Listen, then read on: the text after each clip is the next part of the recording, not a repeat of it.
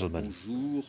good evening. Je souhaite, au cours de ce point presse, Throughout this vous press communiquer briefing, I would like to take this éléments opportunity to objectifs provide you tirés de la with procédure objective conduite après information les faits that we have dénoncés following par investigation, Monsieur following Zecler statements et made recueillis à by ce Mr. stade de Zecler, l'enquête, and the information that en we have revenant sur garnered la so far. chronologie des investigations Given the timeline conduites of the depuis events and the maintenant investigations that have been 8 carried jours. out up to Le samedi today, so 21 over the novembre past 8 2020, days, peu avant 19 on heures, the Michel Zecler était 26th, interpellé rue des Renaudes Mr. dans le Zecler was in 17e Rue de arrondissement Nau de in the Paris, 17th puis arrondissement in placé en Paris garde à vue au and was commissariat de arrested l'arrondissement and was taken pour into the des faits local de police violence officers. sur He was personne accused of dépositaire de violence l'autorité publique against a et person révélé holding a public authority and dans le for procès resisting verbal arrest. d'interpellation établi par les fonctionnaires de police. Given the statements Il made est by the constaté police agents, que it was stated l'interpellation de that the Monsieur arrest Zecler of par la Mr. brigadier et Zecler deux was gardiens de made la paix by en poste à la three brigade territoriale de officers, contact du commissariat du three 17e officers who were arrondissement actually working for the 17th résultait de son arrondissement police refus office, de se and say soumettre that à un he contrôle de refused police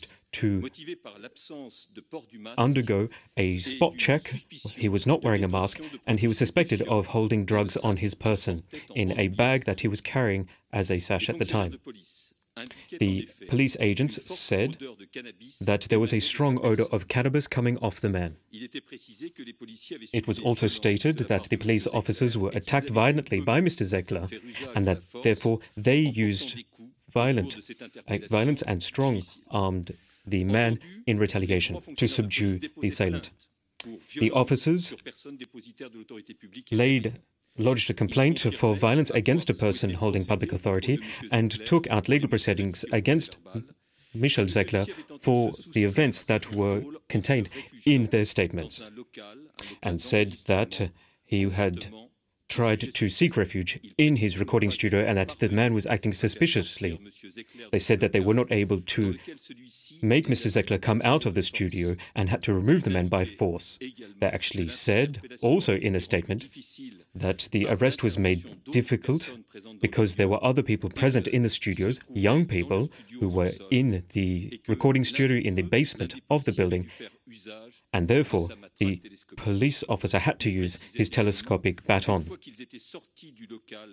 Once they had been able to come out of the studio, other police officers had to come as backup, and they used tear gas canisters to try and remove everyone who was inside the building.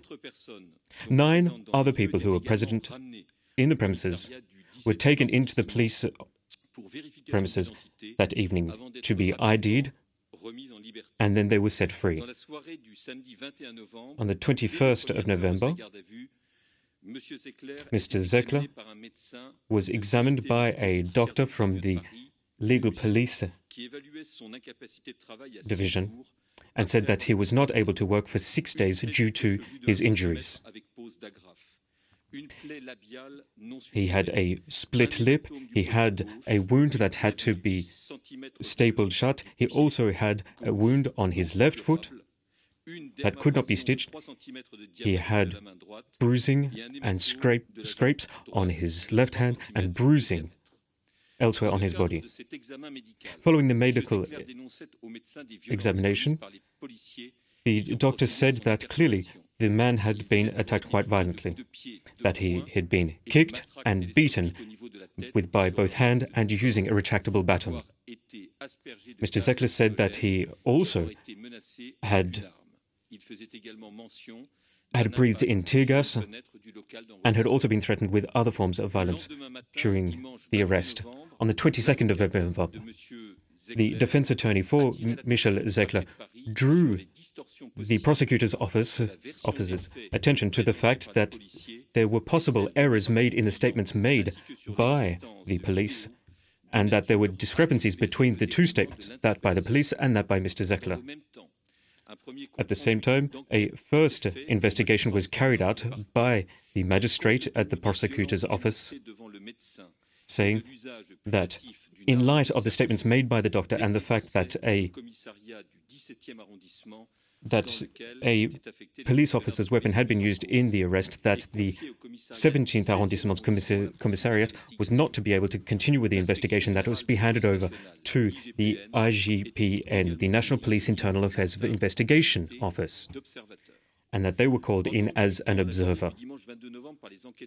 On the 22nd of November, Mr. Zecler was interviewed, and he reiterated his statement that he had made to the doctor. He said that he was standing outside of his studio and that he was not wearing a mask. When he was about to go back inside his studio, he saw that there was a man wearing civilian clothes who was asking him to come outside. That man was also joined by 2 other police officers who asked him to come outside, but he was at in his own premises. He was then hit, kicked, and beaten with a baton. He called out, asking the police officers to stop, saying that there were cameras. He said that he was not the instigator of violence, and he actually called into question the statements made by the police officers, and he lodged a complaint against them. On the 22nd of November, in light of investigations that had been carried out, notably the hearings of the arresting officers, and having consulted the CCTV footage and in light of the medical investigation, the 3 police officers who had carried out the arrest, they upheld their statement, and in light of that, they were suspended for 1, 2, and 5 days respectively. On Tuesday, investigating officers carried out a number of investigations and warrants and search warrants. As a result, they found the saddlebag that Mr. Zecler was carrying, inside of which there was 0.5 grams of cannabis. The video that was part of the CCTV footage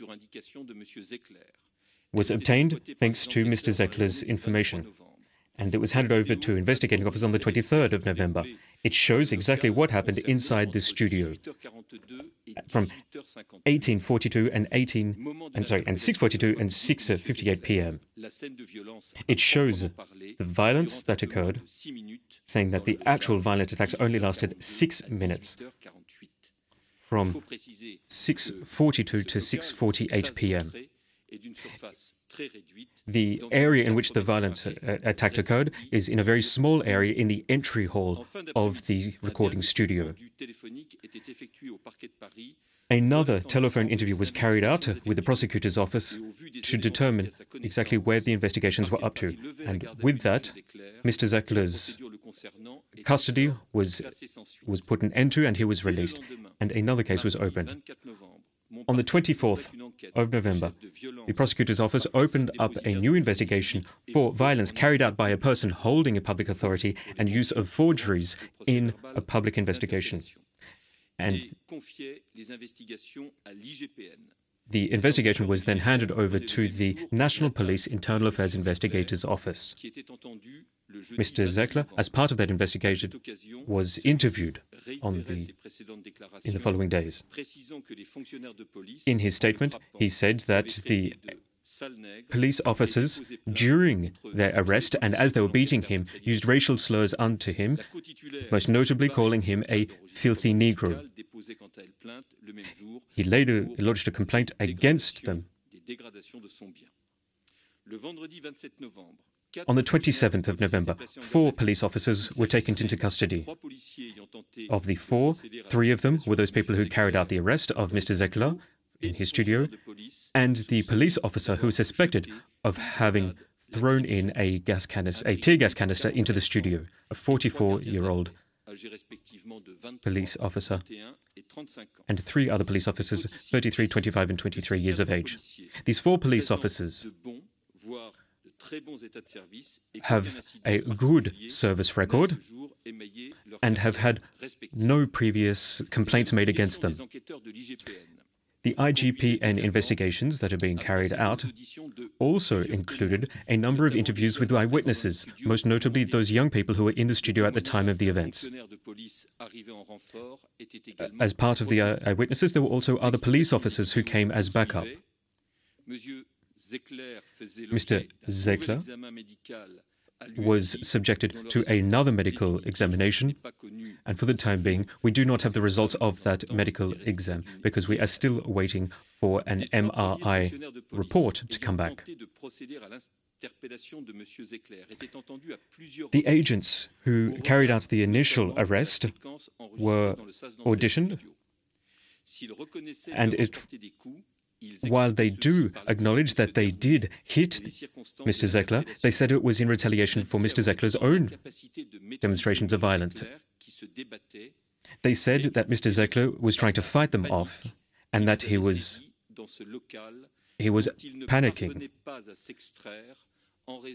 And they said that they retaliated to Mr. Zecler's violence because of the confined space that they were in, because there was other doors in the studios that led on to where the other young people were found, and that they were scared for their own safety.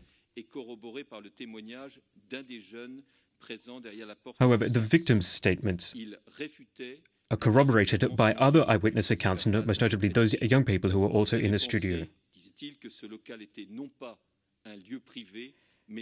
The police officers, they said that they did not realize that it was private property, but they thought that it was actually the entrance hall to a building, and therefore that they were not actually on private property at the time of the arrest. The fourth police officer, who threw in the tear gas canister, said that he acted as such because he was trying to help the other police officers to be able to enter into the building to carry out the arrest.